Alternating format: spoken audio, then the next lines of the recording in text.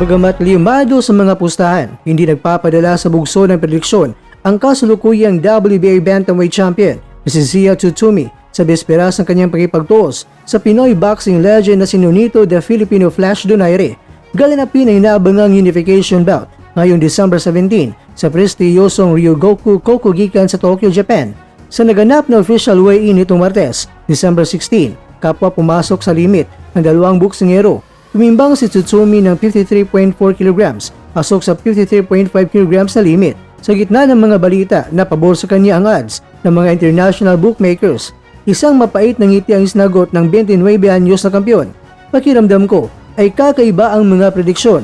Hindi ko ito pinapansin, payag ni Tsutsumi. Sa tingin ko, masyado nitong minamaliit ang mga kakayahan ni Donaire. Sa edad na 43 anyos, maraming kumukwestiyon sa bilis ni Donaire. Ngunit para kay Tsutsumi, nananatiling mapanganib ang dating 5-division world champion at kasukuyang interim champion. At ayon sa mga boxing analyst, may dalawang posibleng senaryo ang laban. Una, itong gagawin ni Donaire. Early knockout para kay Donaire. Kung matatapos ang laban sa early rounds, paborito kay Donaire dahil sa kanyang tanyag na one-punch knockout power at mamatay na left hook. Pangalawa, desisyon para kay Tsutsumi. Kung lalampas ang laban sa gitnang bahagi o middle to late rounds, bintay raw sa stamina ni Tsutsumi at ang kanyang walang tigil na pagpapakawala ng mga suntok. Gayunpaman, hindi sang-ayon si Tsutsumi na mapapagod agad ang Pinoy legend. Naniniwala akong kaya pa rin magpapakawala ng mga mapanganib na suntok si Donaire kahit sa huling bahagi ng laban. Inaasahan ko ang isang nakakapagod na 12 rounds, dagdag pa ng Japanese champion. Ang sagupaan mga kwento ay hindi lamang depensa ng titulo para kay Tsutsumi, kundi isang pagpapatunay kung may bagsik pa ba ang kamao na isang Donaire na nais muling maghari sa Bantamweight division.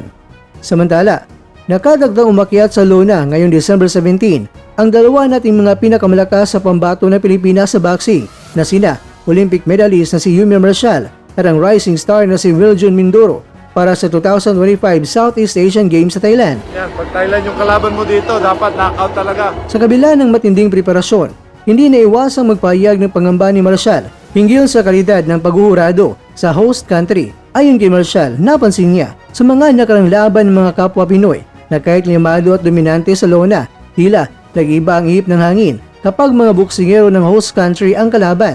Sa oras na mapunta ang desisyon sa kamay ng mga urado, madalas na dihado ang mga bisitang boksingero. Dapat talaga knockout o mapabagsak ang kalaban para walang duda, ani ni Marshall. Pero tama nga mga kwento dahil mahirap iwanan sa kamay ng mga urado ang kapalaran nila, lalo na't nasa teritoryo sila ng kalaban.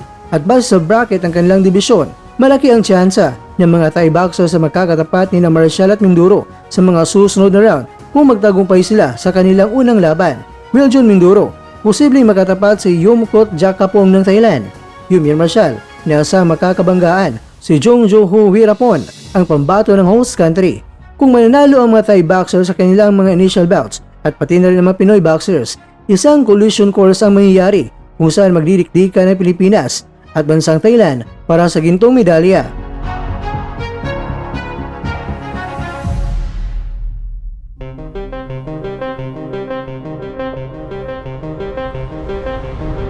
Mga kakwento, dahil sa banta ng home court decision, isang layunin ng kampo ng Pilipinas, huwag ayaang matapos ang laban sa scorecards, bagamat may halong biro ang panawagan.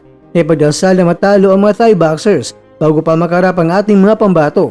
Pero seryoso ang babala ni Marshall na kailangan ipalik sa lona ang kalaban upang masiguro ang tagumpay at maiwasan ang anumang kontrobersiya sa score.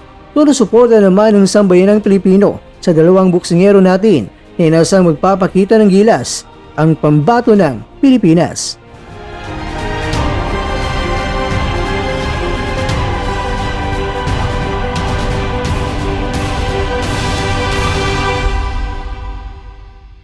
Knockout talaga pag Thailand.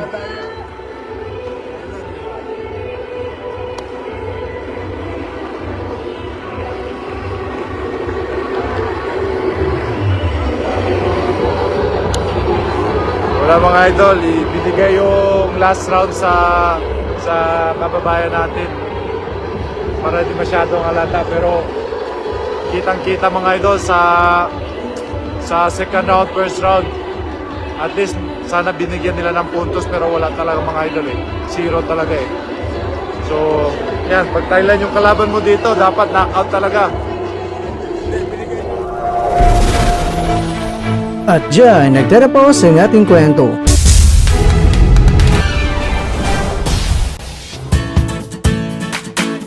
Maraming salamat mga kakwento sa inyong panonood. Pero baka naman mga kakwento ay nagustuhan niyo po ang kwento natin ngayon.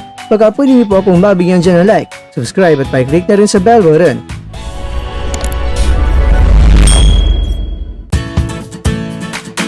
Pero bago tayo tatapos mga kwento, syempre, shoutout po muna tayo dyan sa ating mga kakwento.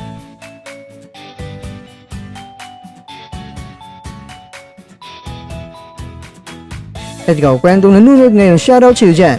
Bueno, dito na po muna ang ating kwentuhan. At abangan nyo na po ating susunod na video.